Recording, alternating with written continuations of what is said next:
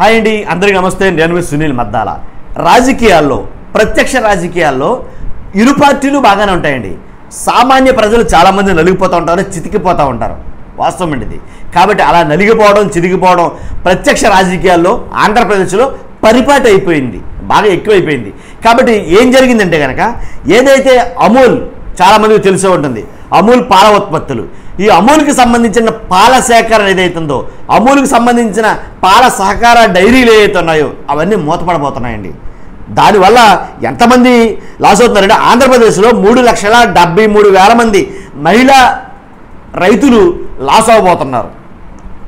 ఆంధ్రప్రదేశ్లో 3,73,000 మహిళా రైతులు పాల సేకరణ జరుగుతుంది. ఆ పాల సేకరణ అంతా కూడాను ఆగిపోతున్నాయి.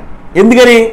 ఏదైతే అమూల్ పాల సేకరణ ఉందో, లేదా విజయ డైరీ ఉందో, ఏదైతే సహకార డైరీలు ఉన్నాయో ఇవన్నీ మూతపడబోతున్నాయి.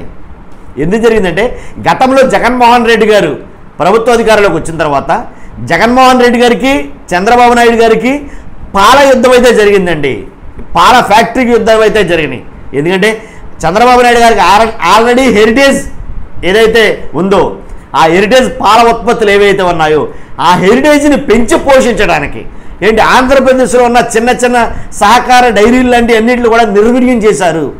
కాబట్టి పాల సేకరణ వాళ్ళు మాత్రమే కోరుకునేటట్టు, అంటే ఆంధ్రప్రదేశ్లో ఉన్న పాడి రైతుల నుంచి ఆ పాలుని వాళ్ళు మాత్రమే కొనుక్కునేటట్టు, ఎందుకు పనికిరాని ధర, కనీసం ఆ పాలు పితికినటువంటి వాటికి పెట్టే దాణా ఖర్చు కూడా రాని పరిస్థితుల్లో ఆ పాలను వాళ్ళు కొనుక్కోవడం తక్కువ రేటుకి, లీటర్ 20 రూపాయలకో, 25 రూపాయలకో, 30 రూపాయలకో, 40 రూపాయలకో కొనుక్కున్న సందర్భాలని అలా కొనుక్కుని ఆ రైతుల్ని చాలా ఎరకాటంలో పెట్టినటువంటి అప్పుడు చంద్రబాబు నాయుడు గారి ప్రభుత్వంలో. తర్వాత జగన్మోహన్ రెడ్డి గారు వచ్చిన తర్వాత ఏం చేశాడంటే కనుక, ఒక అమూల్ని విజయ డైరీకి కరెక్ట్ చేసి ఆ రైతులందరి దగ్గర లీటర్ 60 రూపాయలు చెప్పిన పాల సేకరణ అనేది చేయడం జరిగింది. అంటే రోజుకి కొన్ని లక్షల లీటర్ల వరకు పాల సేకరణ అయితే కనుక చేయడం జరిగేది. అప్రాధితంగా నడిపించాడంటే ఎలాంటి డౌట్ లేదు. ఇంచుమించు 11,800 గ్రామాల్లో పాల సేకరణ జరిగేది. ఇది చాలా ఇంపార్టెంట్ వీడియో అండి, అది గురించి మేము ముందుకు తీసుకొచ్చాను. 11,800 గ్రామాల్లో పాల సేకరణ జరిగేది. ఈ పాల సేకరణ చేసిన పాలుతోటి విజయ డైరీ అలాగే అమూల్ ఏంటి యథేచ్ఛగా బాగా చాలా ఏంటి అప్రాధితంగా రన్ అయ్యాయి. కాబట్టి ఎప్పుడైతే మళ్ళీ జగన్మోహన్ రెడ్డి గారు ఆయన ఓడిపోవడం జరిగిందో, మళ్ళీ ఆయన ప్రభుత్వం దిగిపోవడం జరిగిందో, ఇప్పుడు మళ్ళీ విజయ డైరీ కానీ అమూల్ కానీ ఇవన్నీ మళ్ళీ మూతపడబోతున్నాయి. అవి మూతపడటం వల్ల వచ్చే లాస్ మీకు ఆల్రెడీ చెప్పా, 3,73,000 మంది రైతులు, పాడి రైతులు మళ్ళీ నష్టాల్లోకి వెళ్ళబోతున్నారు అని అయితే కనుక. కాబట్టి హెరిటేజ్ డైరీ కోసం సహకార డైరీలను నిర్వీర్యం చేశారు గతంలో అని జగన్ గారు ఆరోపించారు. 2020 జూలై 21వ తేదీన మంగళవారం సీఎం గారు విజయ డైరీ సీఎం గారు ఏదైతే అమూల్ ఉందో దాంతో ఒప్పందం కుదుర్చుకుని, కాబట్టి పాడి రైతులు అందరికీ ఒక ధీమానైతే కనుక కల్పించగలిగాడు. కాబట్టి ఏదైతే మూతపడబోతున్నాయో అని అనుకున్నారో అలాంటి సహకార డైరీలన్నీ కూడా మళ్ళీ వాటి జీవకళ అనేది రప్పించగలిగాడు. అది మాత్రం యథార్థం, ఆంధ్రప్రదేశ్లో జరిగింది ఇది.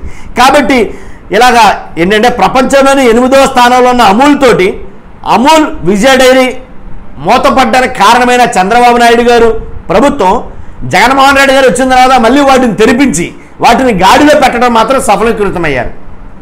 పార్టీలకు అతీతంగా మాట్లాడుకోవాలి కొన్ని మాటలు. కాబట్టి మళ్ళీ వాటికి గడ్డు కాలం ఏర్పడింది అని అయితే కనుక చాలామంది మాట్లాడుకున్నారు.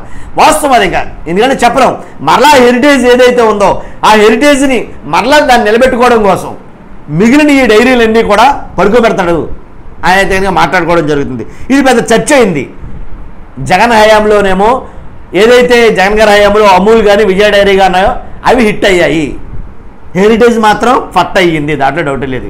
హెరిటేజ్కి పాల ఉత్పత్తులు వెళ్లకుండా రాజకీయ కాంక్ష మొత్తానికి చంద్రబాబు నాయుడు గారు దెబ్బతీయడానికో మొత్తం ఏదైతేనండి దాని నిమిత్తమైనా కానీ ఇక్కడ ఆంధ్రప్రదేశ్లో పాల ఉత్పత్తుల సేకరణ ఎక్కువగా జరిగింది, పాల సేకరణ ఎక్కువగా జరిగింది, రైతులు బాగా లబ్ధి పొందారు. వాస్తవంగా అయితే కనుక ఒక్కడో ఇద్దరు కాదు, 8 లక్షల మంది చెప్పాను నేను మీకు. ఇప్పుడు మళ్ళీ అవన్నీ పడుకుంటాయి. కాబట్టి ఎందుకంటే కనుక వాళ్ళు మళ్ళీ నష్టాలు చూపిస్తారు. ఎందుకంటే హెరిటేజ్ని పెంచారు ఇప్పుడు చంద్రబాబు నాయుడు గారు, ఇదే మాట్లాడుకుంటారు. కాబట్టి చూద్దాం. అంటే ఏ ప్రభుత్వం వచ్చినప్పటికీ నేను చెప్పేది ఒకటే, నలిగిపోయేది సామాన్యులే, చితికిపోయేది సగట మనుషులే. అదండి ఆంధ్రప్రదేశ్ రాష్ట్రంలో జరుగుతున్న విషయం. దీని మీద అసెంబ్లీలో కూడా చర్చ జరిగింది. లాస్ట్ టైం అసెంబ్లీలో కూడా మాదిరిగా పాల యుద్ధం లాంటిది జరిగింది అక్కడ. కాబట్టి అంత తీవ్ర స్థాయిలో జరిగింది. జగన్మోహన్ రెడ్డి గారికి, చంద్రబాబు నాయుడు గారికి పాల సేకరణలో యుద్ధం అని చెప్పేసి అంత భారీ ఎత్తులో జరిగింది. చూద్దాం అలాగా నిలబెట్టినటువంటి ఈ అమూల్ కానీ లేదా విజయ డైరీ కానీ మరలా ఇవి నిలబడతాయా, లేకపోతే ఆటోమేటిక్గా ఈ 5 సంవత్సరాల్లో మరలా అవి కృంగిపోతాయా? ఆల్రెడీ అవి అనవసరమైన ఖర్చులు చేశారు, లేనిపోయిన ఖర్చులు చేశారని ఆల్రెడీ ఈనాడు పత్రికలు కానీ అలా కొన్ని పత్రికలు ఆల్రెడీ రాయటం మొదలెట్టాయి. అవి వేస్ట్, వాటికి అనవసరంగా ఖర్చు చేశారు, అవి నిలబడవు అని వంతపాడుతూ రాయటం మొదలెట్టారు. కాబట్టి అలా రాయటం వల్ల ఏంటంటే కనుక నేను చెప్పాను కదా, 3,73,000 పాడి రైతులు నష్టపోతున్నారు. ఓకే, చూస్తున్న మీరు అందరూ కూడా నాకు మోటివేషన్ ఉంటుంది. లైక్ అయితే చేయండి. మీ అమూల్యమైన అభిప్రాయాన్ని వీడియో మీద కామెంట్ రూపంలో తెలియజేయండి. Thank you very much.